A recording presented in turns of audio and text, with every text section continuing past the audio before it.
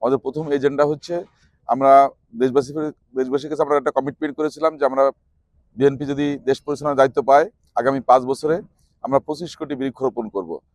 তো সেই 25 কোটি বৃক্ষরোপণ করতে হলে আমাদের প্রত্যেক বছর মিনিমাম 5 কোটি করে গাছ লাগাতে হবে আর কি। তো সেটা আমরা অগ্রাধিকার ভিত্তিতে আমরা এই কাজটা করব। ইতিমধ্যেই আমাদের ক্যাবিনেট মিটিংয়ে এটা নিয়ে কথা হয়েছে। আগামী 15 দিনের ভিতর আমরা এটা কর্মপরিকল্পনা নির্ধারণ করব, কোথায় কোন গাছ লাগানো হবে, গাছের মানে সোর্সিং কিভাবে করা হবে। দেখা যাচ্ছে যে আমাদের বন বিভাগের কাছে প্রায় 1,43,00,000-এর মতো আর কি গাছ আছে, তার ভিতরে অধিকাংশ হচ্ছে ম্যানগ্রোভ টাইপের গাছ। তো এখানে আমরা এর বাইরে আউটসোর্সিং বা অন্য দিক দিয়ে কতগুলো আসবে এইগুলো নিয়ে আমরা একটা কর্মপরিকল্পনা করছি, এবং এইটা নিয়ে আমি মন্ত্রণালয়ে একটা মিটিংও কল করেছি আগামী সোমবারের দিন। সেদিন আমরা চূড়ান্ত করব যে কোন জনপদে কতগুলো গাছ লাগানো হবে, কোত্থেকে কতগুলো গাছ সোর্সিং করা হবে, গাছের কিভাবে রক্ষণাবেক্ষণ করা হবে, প্রাইসিং কিভাবে হবে, মানে এই সব কিছু নিয়ে আমরা একটা পূর্ণাঙ্গ প্রতিবেদন আগামী 15 দিনের ভিতর আমাদের প্রধানমন্ত্রীর দপ্তরে এটা আমরা জমা দিব। তারপর এখান থেকে আমরা চূড়ান্ত অনুমোদন নিয়ে এই বৃক্ষরোপণ কর্মসূচি আমরা পালন করব।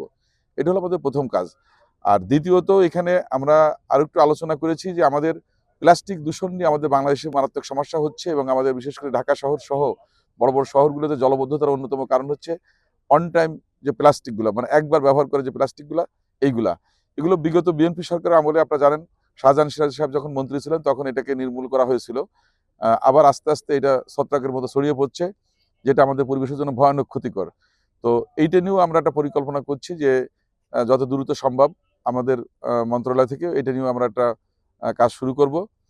আর তৃতীয়ত আমাদের সুন্দরবন সুরক্ষার ক্ষেত্রে আমরা অনেক পিছনে পড়ে আছি। এখানে দস্যুবৃত্তি প্রচণ্ড পরিমাণ বেড়ে গেছে। সম্প্রতি প্রায় 5টা বাহিনী প্রতিনিয়ত লোককে কিডন্যাপ করছে এবং মুক্তিপণ নিয়ে তারা ছাড়ছে। এক্ষেত্রে আমাদের সাধারণ যে জেলেরা আছে সাগরে যাচ্ছে তারা অনেকটা অসহায় হয়ে পড়ছে, এবং অনেক ক্ষেত্রে তারা সাগরে নামতেও সাহস পাচ্ছে না। তো এই জন্য আমরা আগামীকাল একটা খুলনা সার্কিট হাউসে আমরা একটা আইন শৃঙ্খলা রক্ষাকারী বাহিনী, প্রশাসন সবাইকে নিয়ে আমরা একটা বৈঠক করব। সেখানে কোস্টগার্ড, আপনার নৌবাহিনী, তারপরে আপনার আমাদের র্যাবের যারা সংশ্লিষ্ট শাখা আছে, পুলিশ প্রশাসন এবং বিভাগীয় কমিশনার মহোদয় সহ সকলকে নিয়ে আমরা আগামীকাল সকাল 11টায় একটা বৈঠক করব। সেখানে আমরা দ্রুতই এই যে দস্যুবৃত্তি হচ্ছে সুন্দরবনে সেটা নির্মূল করার জন্য কাজ করব। আর এর পাশাপাশি সুন্দরবন সুরক্ষা, যেহেতু আমি এই জনপদের মানুষ, আমি দীর্ঘদিন সুন্দরবন নিয়ে কাজ করছি বা আমি এটা সম্পর্কে অবগত আছি।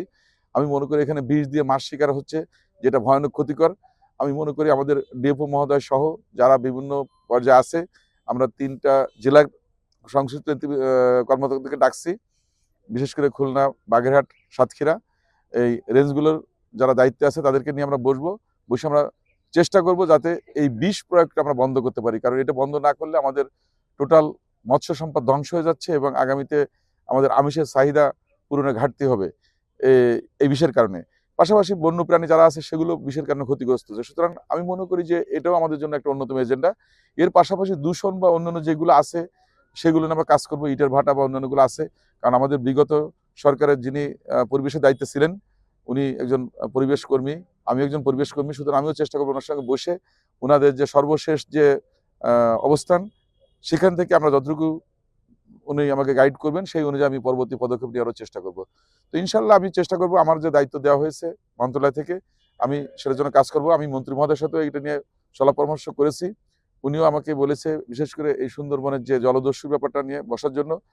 তো আগামীকাল বৈঠকের পর আমরা এটা হবে, এবং ধারাবাহিকভাবে আমরা চেষ্টা করবো একটার পর একটা যে ইস্যুগুলো আছে সেগুলো নিয়ে আমরা কাজ করবো। কারণ এখানে আমাদের জলবায়ু পরিবর্তন মন্ত্রণালয়, বন মন্ত্রণালয়, পরিবেশ মন্ত্রণালয়, এখানে 3টা মন্ত্রণালয় কিন্তু এখানে একসঙ্গে কাজ করছে কিন্তু। তো সুতরাং এখানে অনেকগুলো অধিদপ্তর আছে, আমি সবগুলো এখনো ভিজিট করি নেই এবং কাজের অগ্রগতি কতটুকু কি আছে এগুলো জানতে পারিনি, মাত্র 2 দিন অফিস করেছি। তো আশা করবো হয়তো অল্প দিনের ভিতরে আমি সব বলতে পারবো যে আসলে আমরা কোন পর্যায়ে কতটুকু করতে পারবো।